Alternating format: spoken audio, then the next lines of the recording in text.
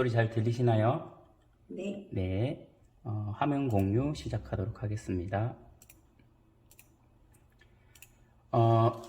저희 학교는 부산의 명문초등학교인데요. 올해 5월 15일에 개교를 한 학교입니다. 혹시 매스컴에서 한번 보셨을 수도 있는데, 공사 지연으로 인해서 학부모 민원이나 뭐 이런 것 때문에 매스컴에 많이 탔었고요.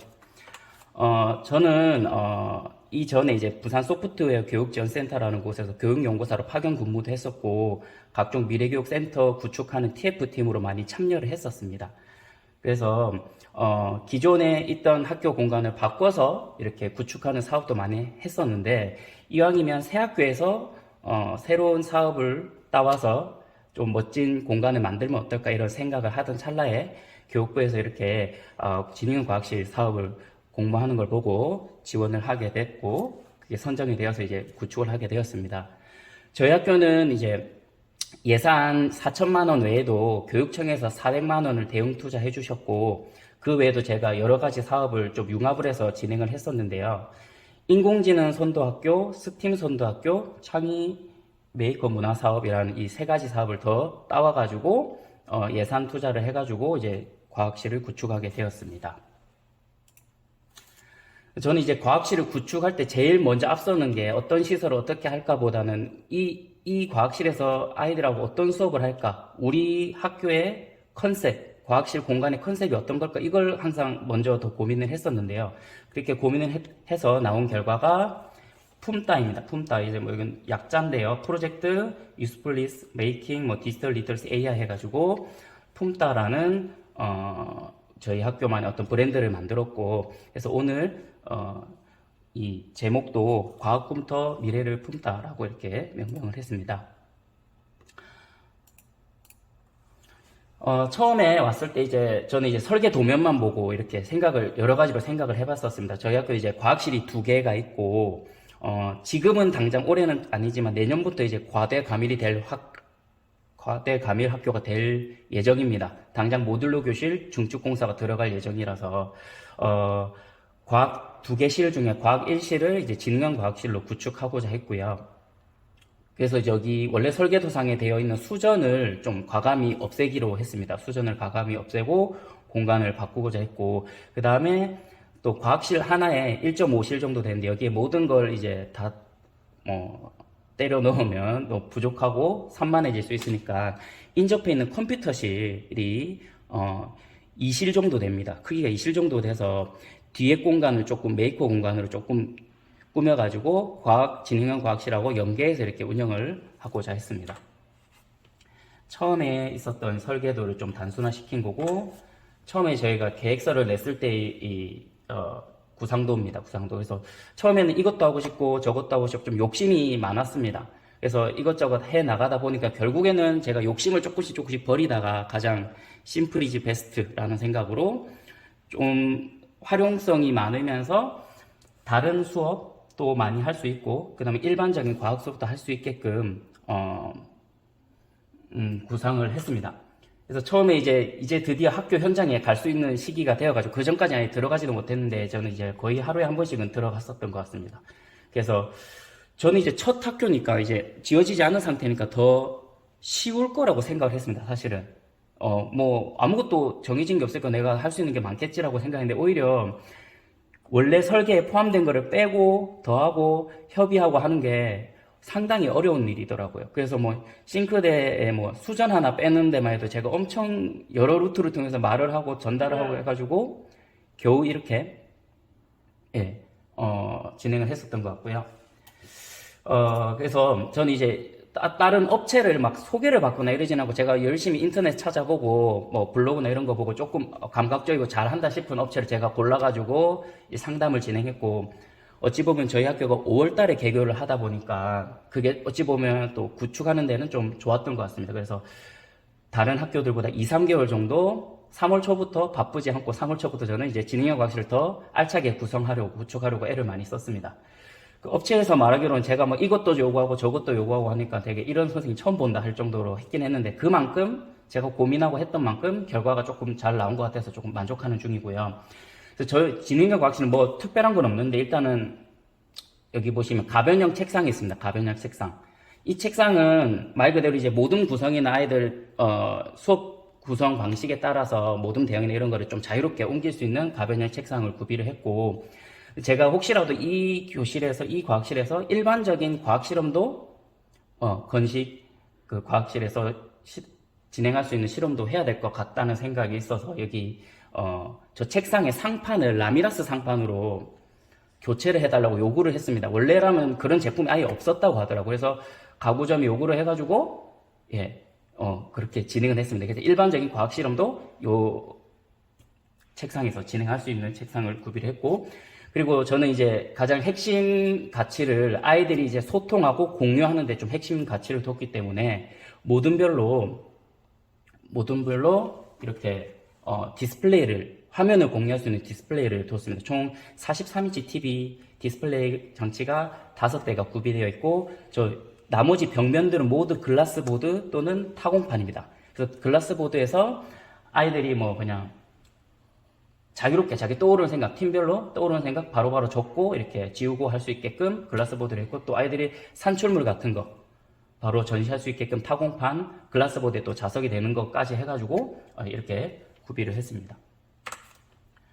이건 화질이 안 좋은데, 이건 이제 전자칠판이고요. 전자칠판인데, 이제, 그 외에 칠판장을 아예 짜가지고, 저희 과학실무원 선생님께서 좀 걱정하신 게 학교 급도 크고, 학생 수도 많고 한데, 실험기구를 놓을 자리가 부족할까봐 엄청 걱정을 많이 하셔가지고, 제가 수납 공간을 최대한 많이 준비하려고 노력했습니다. 그래서 칠판장을 꾸며가지고 여기저기 수납할 수 있도록 했고, 아까 말씀드렸던 그 가변형 책상이고 디스플레이 장치입니다.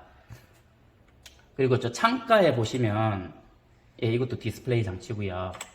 창가에는 이렇게 원래는 약간 카페 느낌의 테라스 뭐 이런 가구까지 제가 검색해가지고 업체한테 이런 느낌으로 해주세요 했는데, 계속 조율을 하고 좀 실용성이나 이런 것까지 생각을 하다 보니 그냥 단이 낮은 장으로 맞췄습니다. 이거는 맞춰서 이렇게 진행을 했고, 그래서 여기 밑에 전부 다 수납을 다 할 수 있게 했고, 그 다음에 여기 전기공사를 해가지고 콘센트도 자유롭게 콘센트 꽂고, 천장형 콘센트도 있지만 중간중간에 아이들 또 콘센트도 꽂고 이렇게 할 수 있도록 전기공사도 진행을 했습니다. 그리고 여기가 이제 수납이기도 하지만 아이들이 그냥 작업을 하는 공간으로 쓸 수도 있고요, 아니면 아이들 작품을 전시하는 공간으로도 쓸 수 있게끔 좀 다양한 활용성을 가지게끔 그렇게 진행을 했습니다. 그리고 저는 업체한테 그냥 무조건 파스텔 톤으로 눈이 편안하게 가장 간단하게 복잡하지 않게 해달라는 요구를 계속 했었고요. 이거는 이제 저희 컴퓨터실 이름은 디지털 꿈터고 저희 과학실 이름은 과학꿈터인데, 컴퓨터실 뒷공간에 이렇게 가장 왼쪽부터 보면 저거는 방송 부스입니다. 크리에이터 박스, 이름은 크리에이터 박스고, 가운데 있는 부분이 아이디어 박스, 아이들 모든 회의할 수 있는 곳이고, 가장 오른쪽에 있는 곳이 메이커 박스라고 해가지고 3D 프린터실, 그리고 밀폐 시약장 같은 거를 저기다 보관을 하고 있습니다. 그래서 크리에이터 룸은 이제 방송 부스를 마련해서 제가 뭐 교육부 무한상상실 사업이나 이런 사업을 여러 하면서 메이커 교육에도 좀 관심이 많은데, 요즘 아이들이 가장 관심이 많고 적극적으로 참여할 수 있는 메이커 교육 도구가 이제 영상이라고 생각을 해서 영상에 맞는 그런 기기를 준비하고, 뭐 뒤에 크로마키라든지 뭐 컴퓨터도 이제 영상 편집용으로 따로 제가 주문을 해서 이렇게 세팅을 해 놓은 모습이고요. 실제로 나중에 말씀드릴 저희 반 아이들 프로젝트 수업할 때도 이 공간을 잘 활용을 했습니다. 여기는 아까 말씀드렸던 아이디어 박스고, 아이들이 모든 회의를 할 수 있는 공간입니다. 여기는 나름 청소를 한 모습이긴 한데 3D 프린터실입니다. 그래서 3D 프린터 환기구 그 기계 안에 3D 프린터를 넣고 이렇게 한 모습이고, 이걸로 이제 정말 다양한 프로젝트 수업을 많이 했는데, 이것도 제가 나중에 수업 사례를 통해서 말씀드리도록 하겠습니다. 그리고 사실 어찌 보면 예산 투자가 많이 된 곳 중에 하나가 복도 공간입니다. 복도 공간은 아예 싹 이제 인테리어를 해가지고 과학꿈터, 그리고 제일 오른쪽에 보이는 저 QR코드도 제가 3D 프린터로 구현한 거거든요. 진행형 과학실 소개하는 QR코드, 그리고 중앙 공간에 이제 과학꿈터 밑에 조명 장치라든지 타공판, 또 타공판으로 해가지고 약간 아이들 작품 전시할 수도 있고, 그 다음에 저 디스플레이는 사이니지라고 해가지고 원격으로 저희 무슨 어떤 센터나 이런 데 가면은 막 프로그램 소개하는 거라든지 이게 영상이 계속 나오는 거 있지 않습니까? 원격으로 제가 어떤 영상을 몇 번 반복을 해서 어떻게 틀 거다 이렇게 구성을 해가지고 영상을 송출할 수 있는 그런 시스템입니다. 그래서 아이들이 지능형 과학실 이용해서 했던 뭐 프로젝트 수업이나 이런 결과물들을 영상화하고 그 영상을 언제든지 항상 이렇게 틀어놓고 전교생들이 아니면 손님들이 보면서 이렇게 공유할 수 있도록 일반화할 수 있도록 이렇게 사이니지라는 저 디스플레이 장치까지 구비를 했습니다. 구축에 관련된 내용은 여기까지고, 그거를 활용한 최근에 이제 한 달 전쯤에 제가 이제 공개 수업을 했습니다. 진영과학제 사례 공개 수업을 진행을 했고, 그 공개 수업 사례를 간단하게 안내 드리도록 하겠습니다. 태양의 고도와 방해를 고려한 친환경 집 디자인학이라고 해서 6학년 2학기 계절의 변화 단원에서 마지막 부분을 다른 교과와 융합을 해서 이렇게 진행을 했고요. 이건 재구성한 모습이고요. 재구성한 표고. 간단합니다. 아이들이 일단은 저랑 뭐 담임 주간 시간 오늘 팅커캐드가 나왔는데 제가 팅커캐드로 수업을 아마 전국에서 제일 많이 한 사람이 저일 것 같거든요. 정말 2017년부터 계속 아이들하고 수업을 했는데 팅커캐드로 아이들이 기본적인 모델링 방법, 그 다음에 링크로 협업도 가능하거든요. 팅커캐드가 협업하는 방법이라든지 이런 기초 소양을 길렀고, 그래서 1차 시부터 해가지고 지구촌 환경 문제를 해결하기 위한 어떤 해결 방법을 찾고 구상을 하고 모델링을 합니다. 저희는 이제 1인 1 디바이스로 이제 서피스고가 제공이 되어 있고, 서피스고가 윈도우 기반이다 보니 팅커캐드나 이런 것들 컴퓨터실 가지 않고 그냥 교실에서 이렇게 바로바로 진행을 하고 있는 모습입니다. 아이들이 이제 태양의 고도와 방위를 고려한 친환경 집을 모델링을 하고 있습니다. 팀별로 한 3, 4명씩 팀을 짜가지고 이렇게 모델링을 하고 있고요. 여기서 혹시라도 이제 수업 목표가 있으니까 예쁜 집 만들기를 하는 걸 지향하고 태양의 고도와 방위를 고려한 거기 때문에 벽면의 방향, 만약에 남쪽 창이면 그 방향에 따른 창의 크기와 개수, 그거에 따른 뭐 공간 배치 이런 거에 조금 초점을 둬서 모델링 할 수 있도록 안내를 했습니다.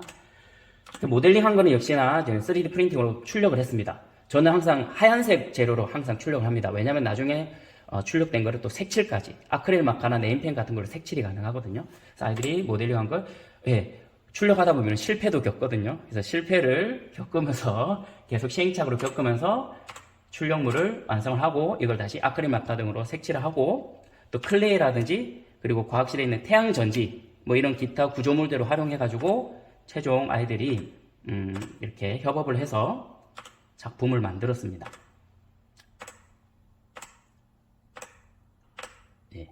뭐 이 친구들 작품이 좀 제일 마이크로비트 센서 이용해가지고 박수 치면은 막 불빛도 나오고, 이 집이 남향 북향 할 것 없이 360도 회전하는 집으로 만들었거든요. 안에 카미봇이라는 로봇을 넣어가지고 서버부터 이용해가지고 회전시키는 걸로 아이들이 구상을 해가지고 이게 조금 제일 반응이 좋았던 작품이고, 이걸 이제 전체 부산 시내에 뿌려가지고 제가 공개 수업을 진행을 했습니다. 리플렛도 이렇게 만들었고요. 그 리플렛 참여하는 분들한테 이제 도장도 찍어주고 기념품도 나눠드렸습니다.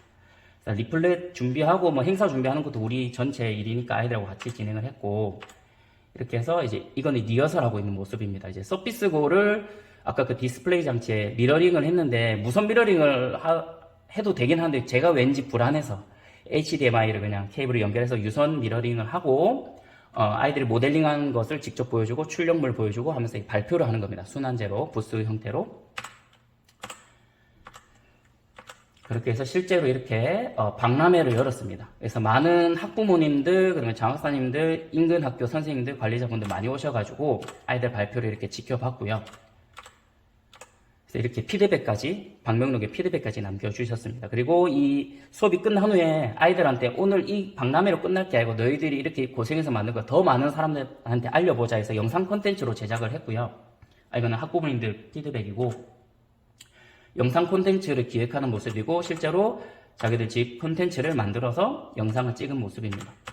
그래서 아까 그 크리에이터 박사에서 영상 편집을 하고 있는 모습이고, 이걸 이런 식으로 영상 콘텐츠로 제작을 하고 메타버스 공간에 다시 전시를 했습니다. 저희 진행한 과학실 360도 카메라로 찍어가지고 클릭하면 아이들 발표 영상을 볼 수 있게끔 이렇게 링크화 해가지고 많은 분들한테 이렇게 공유를 드렸습니다. 저는 이제 한 수익을 추구하지 않는 유튜버인데 혹시라도 오해하실까봐 한 6년째, 7년째 3D 프린터 로봇 인공지능 주제로 이제 유튜브 채널 운영 중에 있고, 뭐 아까 팅커캐드 강좌나 이런 거를 제가 다 만들어 놨거든요. 6년 전부터. 그래서 아이들하고 했던 프로젝트 수업 사례나 이런 것들이 많이 올라가 있으니까 혹시 궁금하신 분들은 한번 보시면 좋을 것 같습니다. 혹시 그 외에 질문이나 이런 거 있으면 질문 받고, 없으면 여기서 마치도록 하겠습니다.